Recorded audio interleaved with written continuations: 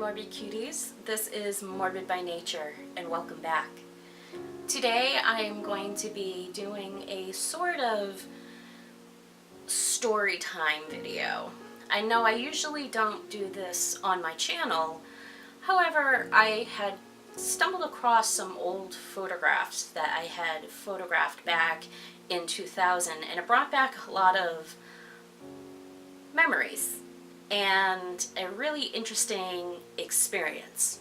So I decided that I'm going to share this experience with you guys today. Now, I'm not expecting anyone to believe me. My experience was definitely real, but I know that everybody's going to be skeptics. I am a skeptic myself, and I usually will, try to figure something out before claiming that something is real. So definitely this experience I felt was very real.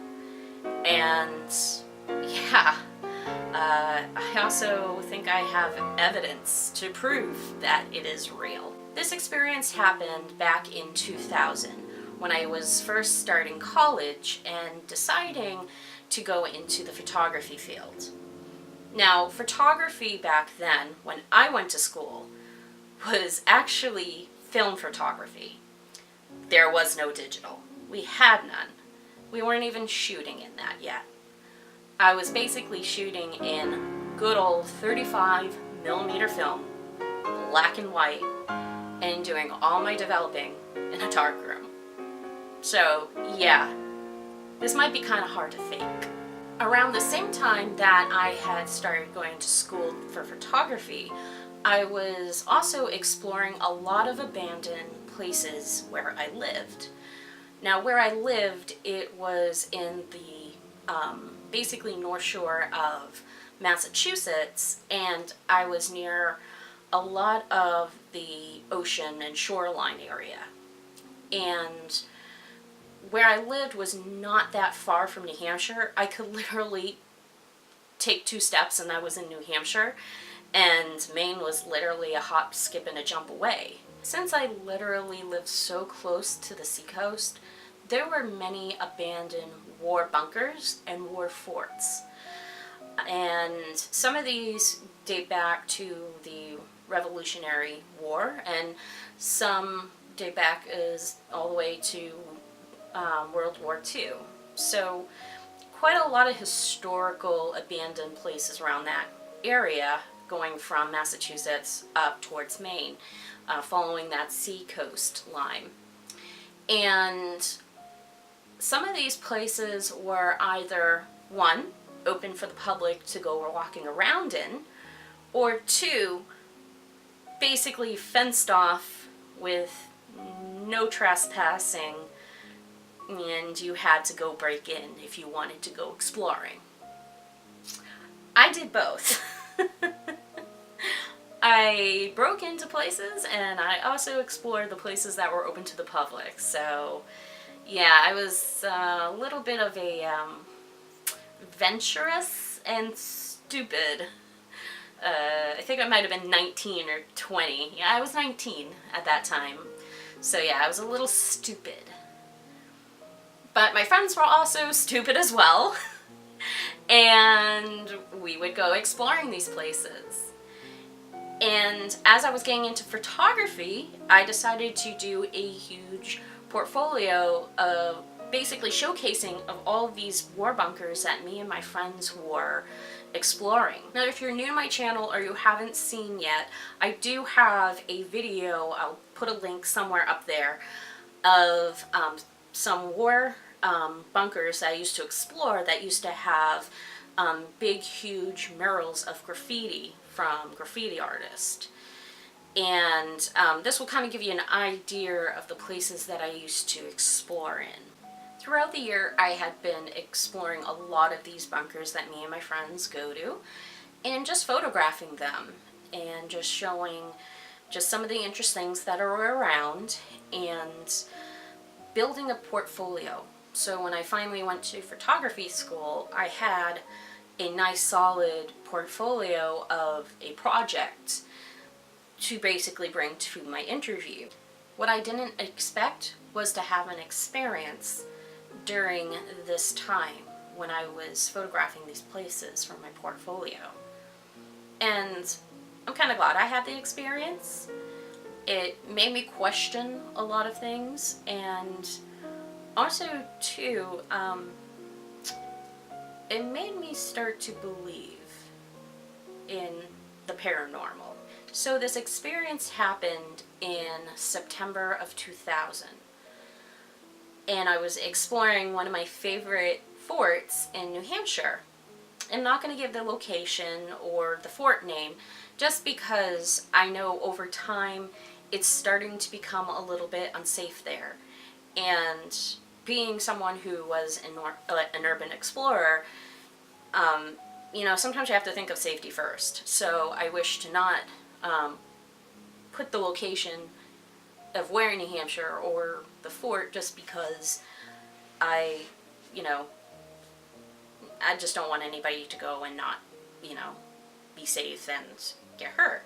My favorite thing about this fort was that it was in a pretty quiet area and not many people would go there.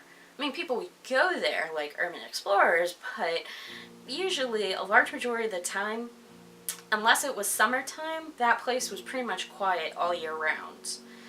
And that's what I really liked about it. It was quiet, no one would be there, and I would have free reign to go exploring any bits and parts of it that, I could access and really not have to worry about bothering somebody. Not saying that once in a while I would come across somebody. I would. Maybe somebody walking their dog, or run into some random teenagers that are just looking for a place to just smoke pot.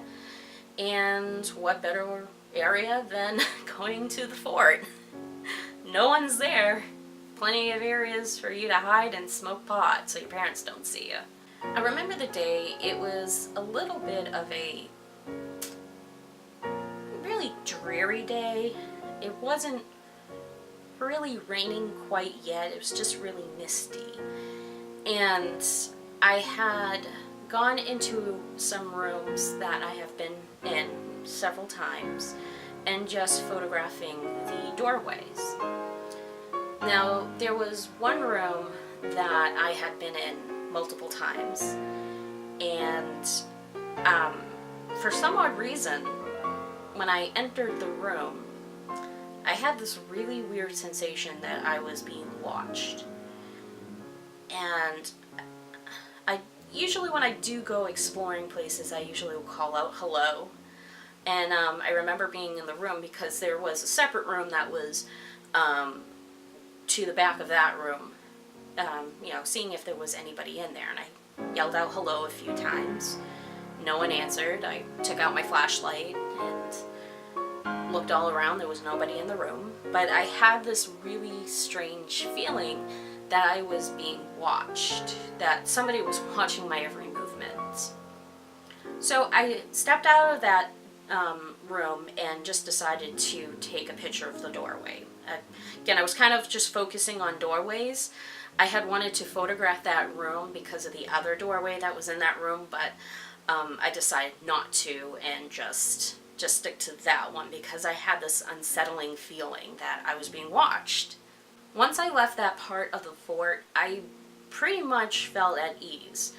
It was just in that area, and I don't know, I kind of chalked it up to maybe I was being silly because that area tends to be very dark.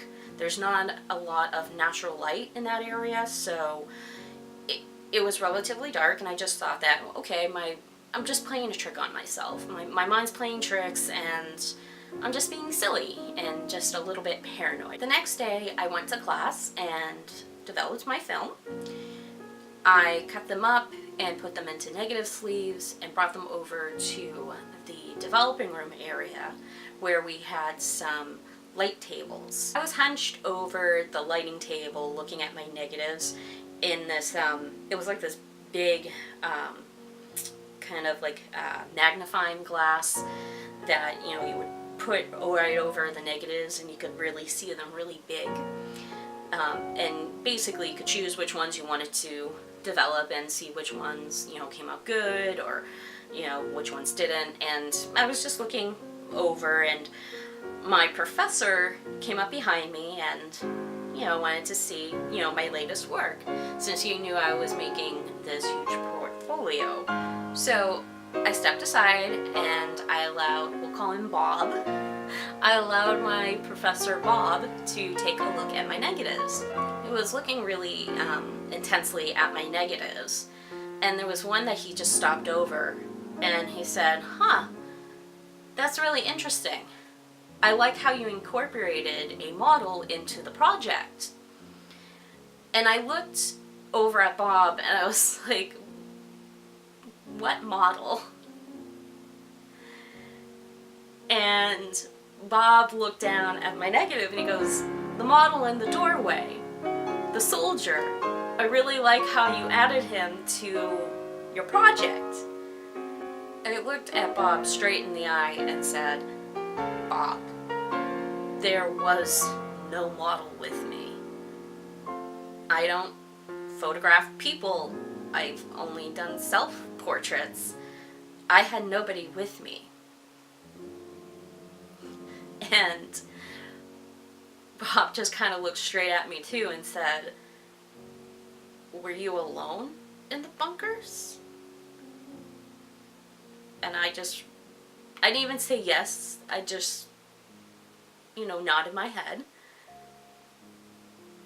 And he stepped aside and let me look at the negative. He said, "You know, have you seen this yet?" And I said, "No." And I looked down and I saw that there was a person standing in a doorway. The very same room that I felt somebody was watching me the entire time. And I caught something standing in the doorway, looking at me.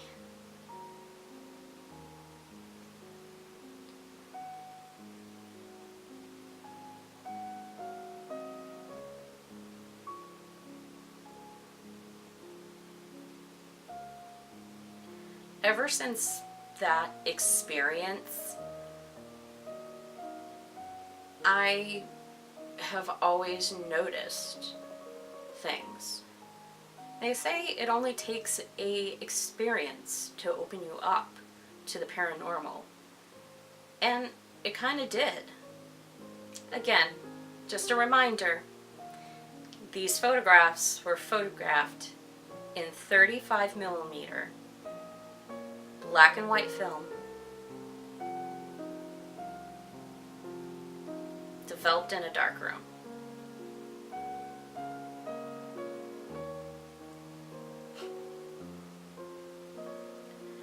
What do you make of it? You seen the pictures. What do you make of it? Did it make you into a believer? Again, I don't expect anybody to basically sit there and, you know, say I'm right. There could be something wrong with the negative. But I've had several people look at it. Several photographers. And we all feel that it's something there.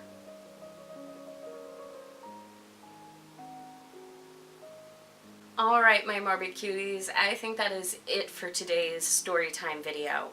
If you really liked this video, definitely hit the like button, subscribe if you haven't done so already, and leave a comment down below if you yourself have ever had a strange paranormal experience, or any experience that you just cannot explain. Well, I hope you all have a good weekend, and take care, and I'll see you guys all next time. Bye!